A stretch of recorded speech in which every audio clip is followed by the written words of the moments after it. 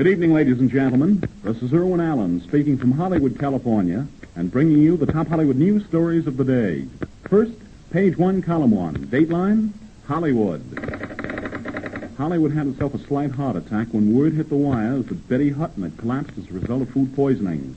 The blonde bombshell was reported out of danger. Just hold it.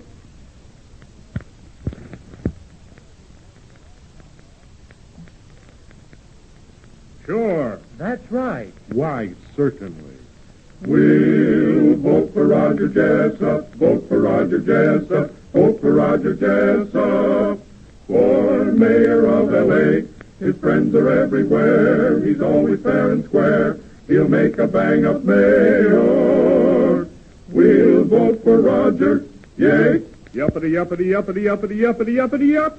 Jessup. Of course, it's Roger W. Jessup for mayor, boys. Roger W. Jessup is an outstanding and successful businessman, as well as a distinguished public servant. The city of Los Angeles is $1.5 billion going business, and with the post-war years ahead, it needs a trained and expert business administrator at the helm so we can all go places. Look over the field, and you'll see why Roger W. Jessup is by all means the number one candidate for both business and labor. How about it, boys? Yuppity, yuppity, yuppity, yuppity, yuppity, yuppity, yup. Jessup.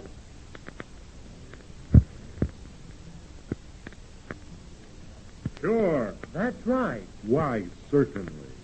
We'll vote for Roger Jessup, vote for Roger Jessup, vote for Roger Jessup.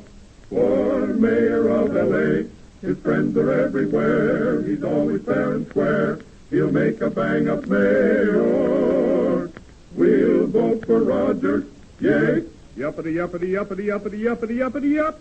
Jessup. Of course, it's Roger W. Jessup for mayor, boys.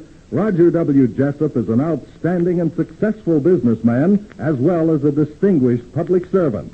The city of Los Angeles is $1.5 billion going business, and with the post-war years ahead, it needs a trained and expert business administrator at the helm so we can all go places. Look over the field, and you'll see why Roger W. Jessup is by all means the number one candidate for both business and labor. Yuppity, yuppity, yuppity, yuppity, yuppity, yuppity, yup. Jessup.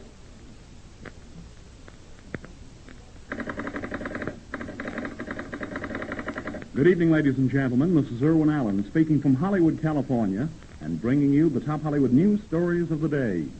First, page 1, column 1. Dateline, Hollywood. Hollywood had itself a slight heart attack when word hit the wires that Betty Hutton had collapsed as a result of food poisoning. The blonde bombshell was reported out of danger just 2 hours after doctors went to work. On the same medical bulletin, but much more on the cheerful side, is the news that Ward Bond, who narrowly escaped death in an auto accident almost a year ago, returns to the screen after an absence of at least that long. Ward still wears a plaster leg cast, but typical of hard-hearted Hollywood, they wrote both Ward and the bad leg into the picture. He's already started work on MGM's production. They were expendable. Meanwhile, in Washington, the senator from North Dakota found time in the midst of running a war to call upon the Department of Justice to conduct an investigation and determine whether Charlie Chaplin should be deported as an undesirable alien. Senator Langer based his action on the recent stories out of Hollywood about the comedian. Comment from either Chaplin or his attorneys here in Hollywood was unavailable. Less busy was Dan Cupid, who found that Uncle Sam had a first priority on love. All of which means that the chances are better than good that Myrna Loy will not marry Captain Gene Markey until he's out of the Navy. Hardly as romantic, but much more profitable, are the latest findings from the office of Dr. George Gallup. The good doctor was turned doorbell ringing into a major industry, has just made public his latest findings. According to his report, Bing Crosby and Grey Garson are America's favorite actor and actress, and Going My Way is America's favorite motion picture. On a train from New York City is one Humphrey Bogart. On the way back after leaving his co-star and Bogart-designated fiancée, Lauren Bacall, in New York. Bogey, the movie tough guy, went to New York some 3 weeks ago, you remember, and announced he was going to wed Miss Bacall when his wife, Mayo Matho Bogart, had divorced him. Miss Bacall, arriving shortly afterward, upset the apple cart by saying she had not even been asked for her hand in marriage. Page 2, column 1, the story behind the story. Tonight's edition, the Academy Awards. Barry Fitzgerald, a little man with bushy eyebrows, a jutting chin, and a perpetual twinkle, and an accent about as thick as his native Ireland's fogs, is beginning to grow a bit nervous. Just about a month from now, he's scheduled to put on his best suit and brave the crowd at Grauman's Chinese Theater to receive the Academy Award. Of course, it isn't really official yet. The votes haven't even been cast. But it's just as certain as tomorrow's sunrise that Fitzgerald will win an Oscar for his work in the picture Going My Way. As a matter of fact, he may even win 2. For an precedent-shattering action, he was nominated both for the best starring performance of last year and also for the top supporting role. I interviewed Barry the other day, and as he told it to us, and I quote him, "I don't know why they put my name up in both categories. I'd be just as happy over the supporting role trophy as the other, and I'd really like to see Bing Crosby get the top prize." Fitzgerald said it's a good thing he's not very superstitious, or he'd begin to feel he hasn't a chance to take the award. That is, with everyone assuring him he's already in the bag. As he put it, "I'm getting a bit excited about it for a nervous man." In all the years he's been in Hollywood, Barry Fitzgerald has never attended an Academy Award function, and he asked me if it'd be necessary to dress.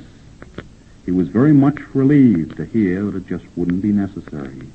Good, he said. "I do have a tuxedo somewhere, but I'll be uncomfortable enough that night without having to get into one." And now page 3, tonight's edition of the Woman's Page.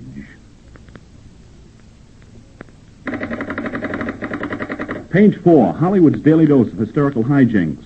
Tonight's edition, Death by Appointment. Out at the Goldwyn Studios, they're shooting something called 10 Little Indians. Before the picture ends, at least 8 of the principal characters will have met horrible deaths. The bumping off business already has gotten underway. Someone came on the set the other day and told director Rene Claire that the radio had just broadcast the news that Misha Auer had broken his leg while chasing a prowler over the back fence. Misha, you know, is one of the actors in the cast who already have gone to their screen death. The director expressed his regret over the news, but with a grateful eye to his production schedule said, "Aren't we lucky that we killed him off the day before yesterday?"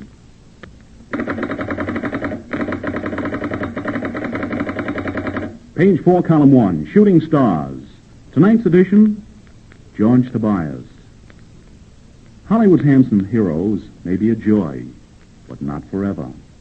There's something transient about a pretty face, sort of here today, gone tomorrow. Of a more permanent nature is the movie character actor. His roles have a variety that mellows rather than fades with the years. Not dependent on his romantic appeal, he finds himself cast as anything from a beachcomber to a flagpole sitter. Like Hollywood's version of the American cowboy, he almost never gets the girl. But girl or no girl, he's just about the busiest actor in all of Hollywood, and usually the best, for the simple reason that the hero can just stand and look pretty while someone else does the acting. Here with us tonight is one of Hollywood's best-known character actors. He's already appeared in some 50 motion pictures, and before he's through, he'll probably outlive the screen life of half a dozen handsome heroes. Ladies and gentlemen, I'd like to present George Tobias. Thank you, Arlen. Good evening, ladies and gentlemen. George, suppose we begin at the beginning and find out where all the character acting really started. Well, back in New York at the neighborhood playhouse. That was your home. You were born in New York, George? Yes, sir. You went to school there? Went to school in New York. Tell me, while you were going to school, were you any in the school dramatics? No, but I used to recite. Recite? Yes, I was a pretty good reader. Uh-huh. A reader at that time was the early actor, is that it? Yeah. And this first professional appearance of yours at Neighborhood Playhouse, tell us a little bit about that. Well, it wasn't very much. How long did it last?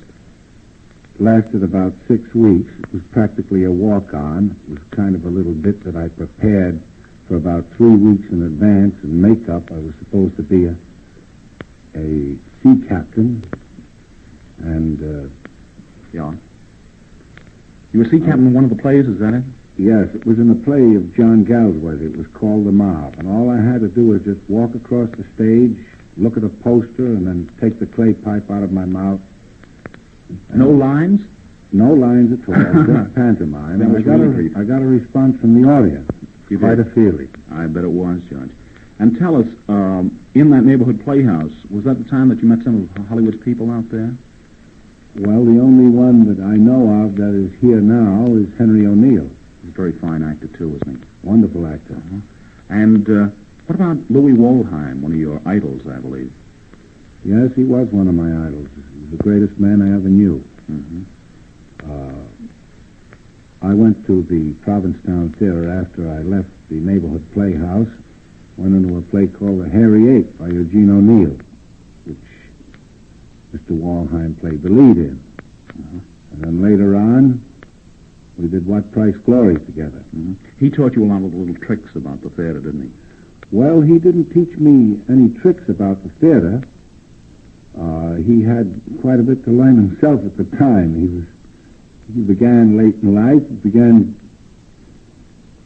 Became an actor around about the age of 40, 42. Mm-hmm. And Kind of late to begin, isn't it? well, he was a very brilliant man, and he had the talent. If you have the talent, it makes no difference when you begin. Life begins at 40, even acting, huh? That's right. Well, tell me, in addition to working with Louis Waldheim in the neighborhood playhouse, you also did a number of legitimate shows in New York, on Broadway? Well, it wasn't at the neighborhood playhouse. No, I mean later on. Yeah. You were on in several legitimate shows in the East before you Oh, came yeah. to Hollywood.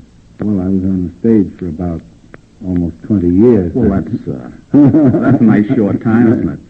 And then what happened? Did Hollywood beckon to you, or did you come to Hollywood, or how did it come about that you came out to the Golden Coast? Well, Hollywood beckoned to me. I was, the last 6, 7 years, I was kind of busy back east, Mm-hmm. and I had no time to think of Hollywood or anything. It just happened to come up. Yeah. They started clamoring, and agents started coming around. They said, Hollywood wants you. And I said, well, I'm kind of busy. Mm-hmm. If they make it kind of important and I have the time, I may come out. They finally sold you on the idea, though, and you did come out. Yes. What was the first picture you were in, George? Do you remember? The first picture I was in was a picture called Maisie. That was the first Maisie, as a matter That of fact, was the wasn't it? first Maisie picture with Ann Southern. Uh-huh. You weren't brought out to do the Maisie picture, though, were you? No, I was brought out to do a picture called The Thin Man. What happened? Well, Mr. Powell was ill, and the picture didn't go on schedule when it should have, and Yes. I was about to go to back east, Uh-huh. and I was asked whether I'd do another picture. Mm-hmm.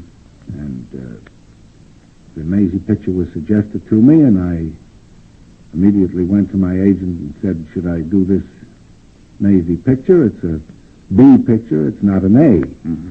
And he said, what difference does it make, whether it's an A or a B? If you're seen in it and they like you, why, that's all. I said, well, it's your bread and butter as well as mine. Mm-hmm.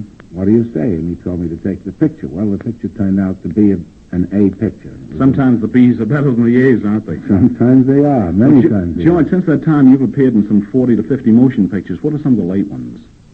are. Well, there's one coming out now called Objective Burma. Let's get a plug in for that. That's the one with Errol Flynn, isn't it? That's right. And not too long ago, I remember Passage to Marseille. This is the Army. Thank you, Oh, Lucky yes. Stars. Well, that's all past history now. How about a little of the personal life, George? I understand you're on a ranch here in California. Yes, I have a little ranch here in California, Where is it, George? Tarzana. Mm-hmm. In the East, they call them farms, and out here on the coast, they're That's right. ranches. What do you raise out there? Well, I have citrus, Mm-hmm. and I raise some vegetables, and I have chicken. What's coming up next, George, in the way of a picture? Do you know yet? I don't know yet. They're It's not a sort of military secret. Shuffling, no, they're shuffling up the schedule there, and I haven't any idea what it's going to be. Well, George, whatever it is, we certainly wish you lots of luck. And we want to thank you for coming to our mic tonight and doing the broadcast with us. Well, thank you very much, Erwin. Thank you, and unquote from tonight's edition, Shooting Stars, George Tobias. Page 6, a last-minute word from Studio Girl Shampoo. Come in, Chicago. That winds up the last column on the last page, ladies and gentlemen. And so until the same time tomorrow night, 5:30 p.m., when I'll be back with the top Hollywood news stories of the day, direct from Hollywood, California, more news of Studio Girl Shampoo, and a surprise interview Irwin Allen saying good night.